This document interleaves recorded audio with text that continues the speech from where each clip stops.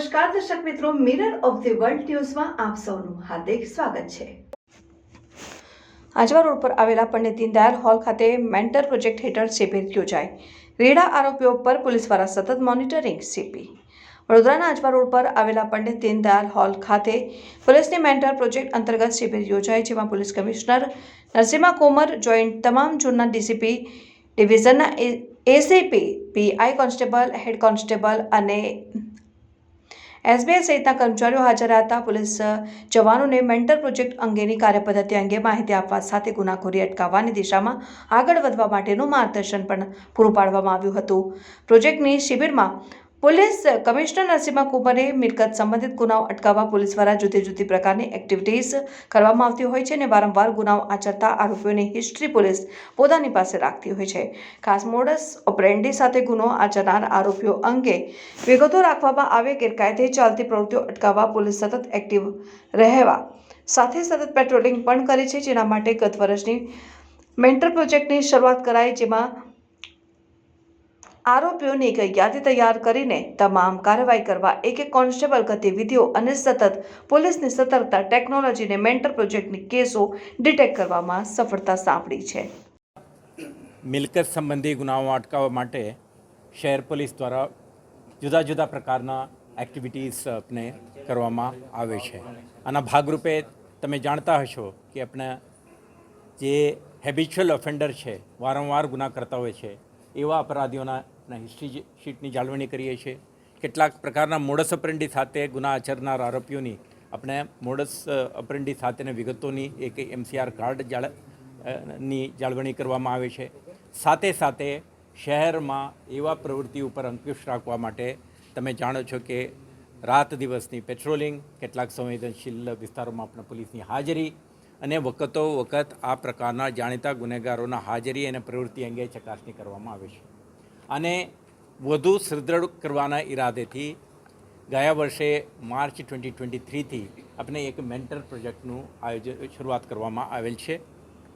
આના ભાગરૂપે દરેક શહેર જિલ્લામાં રહેતા આવા જાણીતા ગુનેગારોને એક યાદી તૈયાર કરીને દરેક અપરાધીને એક્ટિવિટીને મોનિટર કરવા માટે એક એએસઆઈ અથવા હેડ કોન્સ્ટેબલ અથવા કોન્સ્ટેબલને નિયુક્તિ કરવામાં આવે છે।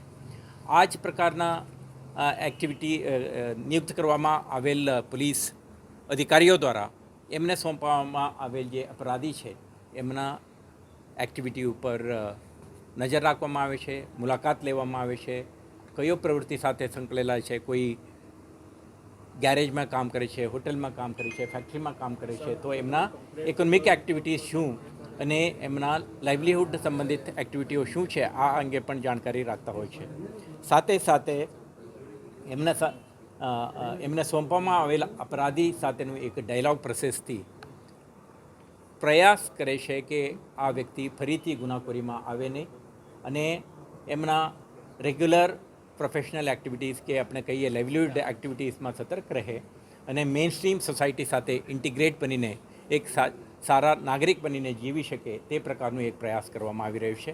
આના ભાગરૂપે વડોદરા શહેરમાં લગભગ 613 જેટલા આરોપીને આપણે આ રીતે આપણે મોનિટરિંગ કરીએ છીએ અને અત્યાર સુધી 90% લોકો આપણા નજર હેઠળ છે અને લગભગ 6 આરોપીઓ એવા નીકળેલા છે જેમાં આજની તારીખે જીવતા નથી, એટલે આપણે વેરિફિકેશન દરમિયાન આવા પ્રકારના વિગતો પણ બહાર આવે છે। અત્યારે 10% લોકો જે આપણા નજર બહાર છે એમને શોધવાનો પ્રયાસ ચાલુ છે અને જે લોકો ઓલરેડી હાજર છે, આજની બેઠકમાં પણ આપણે વિસ્તૃત ચર્ચા કરીએ છીએ, એમના સાથે કેવી રીતે પોલીસ કર્મચારીઓ એમના વિગતો જાણીને એમના પ્રવૃત્તિ ઉપર અંકુશ લાવી શકીએ અને સાથે સાથે સમાજના એક જવાબદાર નાગરિક તરીકે જીવે અને ફરીથી ગુનાખોરીમાં ઇન્વોલ્વ ના થાય, તો હેબિચ્યુઅલ ઓફેન્ડર તરીકેના એમના જે પ્રવૃત્તિ છે આમાંથી બહાર આવીને એક જાગૃત નાગરિક બને એવા આપણા પ્રયાસ છે। આ શિબિરમાં આજે તમે જોઈ શકશો 4 ઝોનના ડીસીપીઓ છે, સંબંધિત સબ ડિવિઝનના એસીપીઓ છે, થાણા અમલદારો છે અને કોન્સ્ટેબલ, હેડ કોન્સ્ટેબલ, એએસઆઈ છે। 600થી વધારે આવા પોલીસ કર્મચારીઓ આજે આપણા શિબિરમાં ઉપસ્થિત છે। આપણે એમને સેન્સિટાઇઝ કરવા માગીએ છીએ અને કાર્યપદ્ધતિ અંગે વિસ્તૃત જાણકારી આપવા માંગીએ છીએ. એમના પાસેથી પણ આપણે જાણવા માંગીએ છીએ કે આ યોજનાને કેવી રીતે વધુ અસરકારક બનીશું અને શહેરમાં બનતા ગુનાખોરી અટકાવવા માટે કેવી રીતે સફળ થઈશું.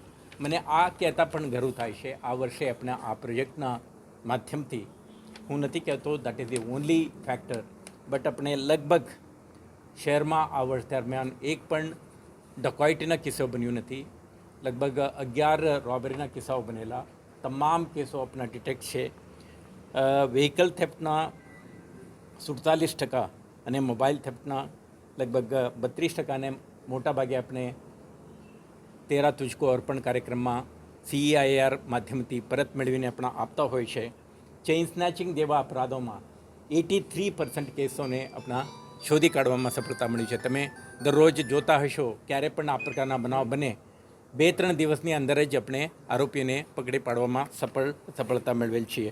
એ જ રીતે દિવસ દરમિયાન બનતા હાઉસ બ્રેકિંગમાં 71% અને હાઉસ બ્રેકિંગ જે રાતમાં બને છે આમાં પણ 47%.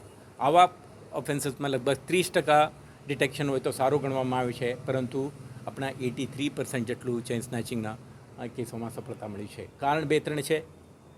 એક શહેર પોલીસની સતર્કતા, બીજું CCTV કેમેરા અને અન્ય માધ્યમથી જે ટેકનોલોજીના મદદથી આપણે જે મહેનત કરીએ છીએ એના સફળતા, અને ત્રીજું આ મેન્ટર પ્રોજેક્ટ અંતર્ગત જે કંઈ આરોપીઓ ઉપર પોલીસ કર્મચારીઓને નિયુક્ત કરેલ છે, આ પોલીસ કર્મચારી દરેક આરોપી બાબતે સંપૂર્ણ વિગત જાણે છે, એમના ચહેરાથી ઓળખે છે, એમના પ્રવૃત્તિ ઉપર એમના નજર હોય છે, જેથી કરીને એમને લોકેટ કરવાનું અને આવા ઓફેન્સીસ બને ત્યારે એમને ઇફેક્ટિવ રિસ્પોન્સ કરીને અટક કરવાનું શક્ય બને છે.